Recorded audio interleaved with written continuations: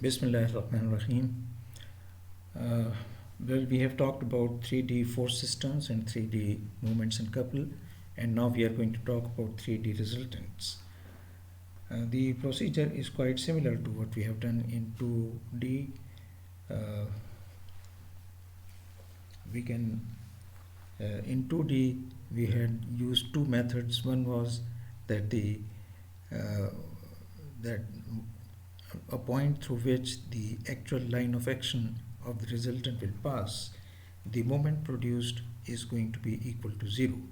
So uh, we can uh, we can select a point, arbitrary point having unknown coordinates, uh, where the moment is going to be equal to 0. So we will calculate moment of all the forces produced about that point and put that equal to 0. So that equation will give us the coordinates of that point. Secondly, we had used the force couple system.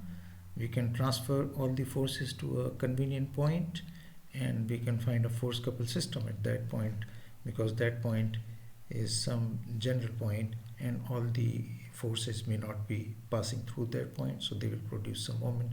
So when we shift a force to a point which is not on the line of action of the force, we have to show the force as it is plus a couple whose value is going to be equal to the moment produced by the force at that point.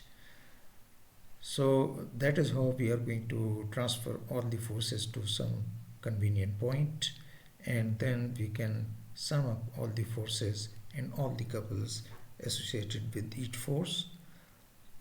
So that will give us one single force and one couple. So that is a force couple system at that point. Then we had used that force couple system to find the location of the resultant. That we have already done in 2D. Now in 3D, again we are going to follow a similar procedure. So we can transfer all the forces to a point which is some convenient point for us, and we can find the force couple system at that point.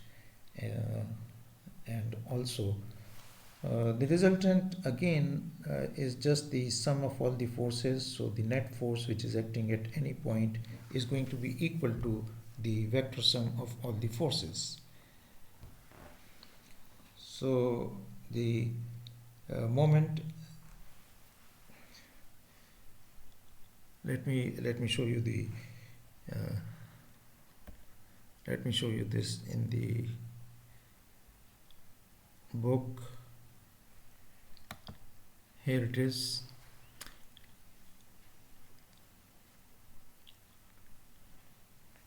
So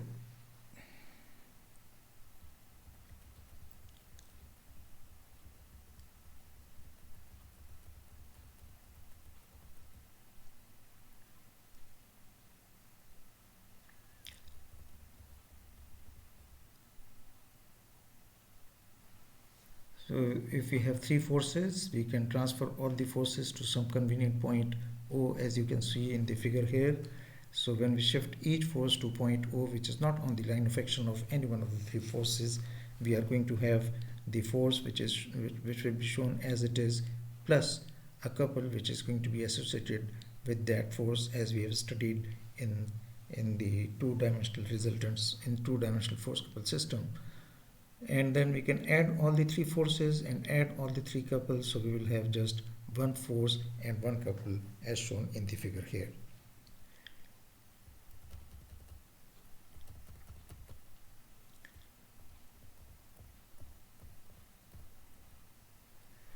The point O selected as the point of concurrency of the forces is arbitrary, and the magnitude and direction of M depend on the particular point O selected.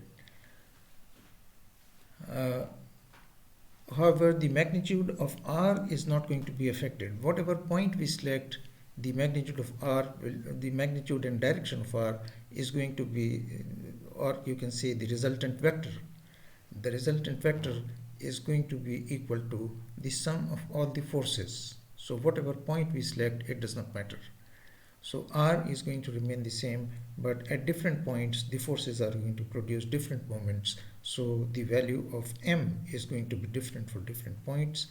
Magnitude and direction of M is going to be different in general, but magnitude and direction of R is going to be same. So in general, any system of forces may be replaced by its resultant force R and the resultant couple M. So that is the force couple system, and then we can make use of this force couple system to locate the line of action of the resultant. So we now talk about different types of special force systems. One is the concurrent forces. Concurrent forces, when forces are concurrent at a point, that is, all the lines of action of all the forces is passing through one common point, then we need to only, I will show you the equation 2/20. Moment produced at the point of concurrency, since all the forces are having one common point through which the lines of action of all the forces is passing, so all the forces are going to produce zero moment about that point. So the second equation therefore is not going to be valid. We will only talk about the first equation in this case when we have the concurrent force systems, because the moment produced by all the forces about the point of concurrency is going to be equal to zero. In case of parallel forces, again the resultant force is also going to be in the same direction. The forces may not be in the same plane. The forces may be acting in parallel planes. We are going to solve one problem on this, and it will become more clear to you in that. So the forces may not be acting in one plane, the forces may be acting in parallel planes. However, all the forces are going to be parallel to each other because they will be acting in parallel planes, if not in the same plane. If they are in the same plane, then it will become a problem of 2D that we have already talked about. So in case of parallel forces, the resultant force is also going to be, of course, in the same direction, in the same parallel direction. It could be one way or the other. The direction will depend upon the magnitude and direction of all the forces. Now the position of the line of action of the resultant is obtained by the principle of moments, so that we will do to locate the actual line of action of the resultant. So we are going to solve one problem on this, and this will become more clear to you in that. When the forces are coplanar means we are not talking of 3D, we are talking of 2D. So that is just going to be the previous article that we have already studied. In case of 2D, we have already talked about coplanar forces. One special type of resultant in case of 3D is a wrench resultant. We can always locate a line through which, if the resultant is passing through that point, then we are going to have a wrench resultant. What is a wrench resultant? A wrench resultant is a net force and a net couple, and the direction of both is going to be same, along the same line. The direction is going to be along the same line. It may not be same, the direction may be same, it may be opposite. However, the line is going to be same. So if the direction is same for R and M, that is called a positive wrench, as you can see in the figure below. And if the direction of R and M is opposite, we call it a negative wrench. So the direction of moment vector is determined by the right hand rule. We have to curl the fingers of our right hand in the direction of the moment, and the thumb is going to indicate the direction of the moment vector. So the most common example of this wrench resultant is a screw. When we tighten or loosen a screw, we are applying a wrench. When we are tightening a screw, as you can see in the case of positive wrench, we apply a clockwise moment, and at the same time we are also pressing the screw. So we are applying a force along the length of the screw, and we are applying a clockwise moment, so the direction of the moment vector is also going to be in the direction of the R. So that is going to be a positive wrench. And when we are loosening a screw, in that case we are applying a counterclockwise moment, but we are applying the force in the same direction. We are pressing the screw as well as we are applying a counterclockwise moment to loosen the screw. So that is going to be a negative wrench. Now, how to find the line of action of the wrench resultant? Say we have some general force system, and we find the force couple system at some arbitrary, some convenient point O. So when we shift all the forces to point O, we are going to have a net force which is equal to R, and a net couple which is going to be equal to, say, M. So you can have a look at this figure A. This is the net force couple system at point O for some forces which are acting on a body. Now this couple M can be resolved in the direction of R and in a direction perpendicular to R. So when we resolve this in the direction of R, then the component say is M1, which you can see in figure B. We have resolved the resultant couple at point O in the force couple system. We are resolving this in a direction parallel to R, and the second component perpendicular to R. So when we take the component along R, say this component is M1, and the other component which is perpendicular to R is M2. Now R and M1 will constitute a force couple system, and this is going to be a wrench resultant, but in this case we still have M2. So we will shift this resultant force R to a point in the plane of R. We are going to shift R to a point where it produces a moment equal and opposite to M2. We shift force R to a point where it produces a moment equal and opposite to M2. So at that point, M2 and the moment produced by R about that point, when we are shifting the force to that point, we have to show a force couple system. M1 and M2 will remain same because these are couples. M1 and M2 are the components of force couple system in figure A.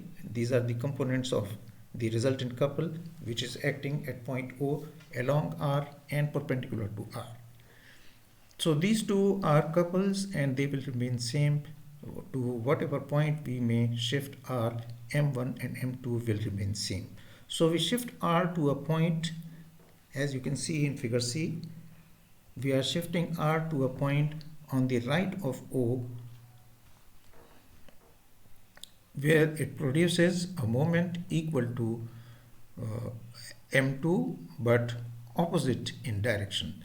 As you can see, if you view from the top in figure B, M2 is in counterclockwise direction. And when we shift R to, say, another point, which you can see in figure C and figure D, now the uh, moment produced by r about this point on the you can say axis dotted line, which is shown in figures B and C.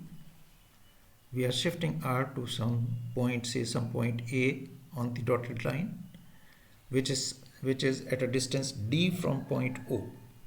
Point A to which we are shifting resultant force R is, say, at a distance d from point O, where d is equal to m2 divided by r.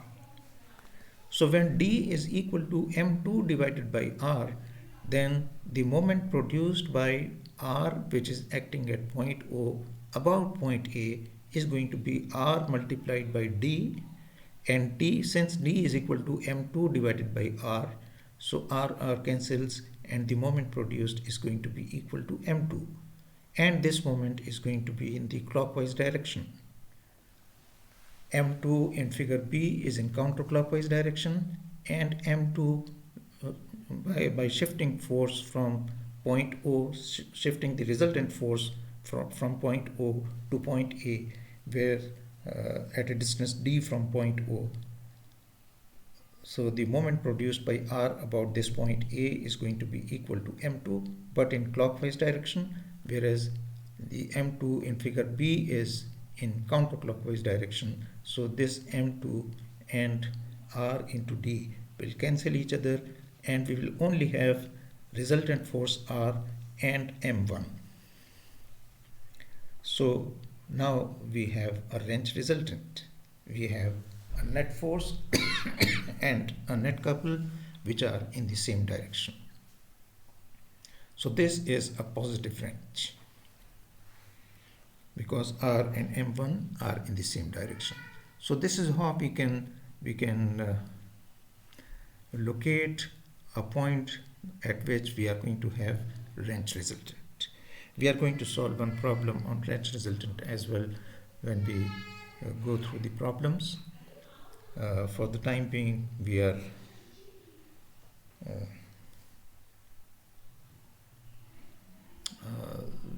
we have just concluded this article. So this completes our lecture number 4, and since the first 2 lectures were of 2 hours duration and third and fourth lectures were of 1 hour duration, so that has made up for the loss of the previous 2 weeks, from tomorrow onwards we are going to have the lectures for this week. So by Sunday we will be covering all the we will be covering the syllabus for the 3 weeks, which was required to be covered according to the course outline. So this completes our lecture for the day. Thank you.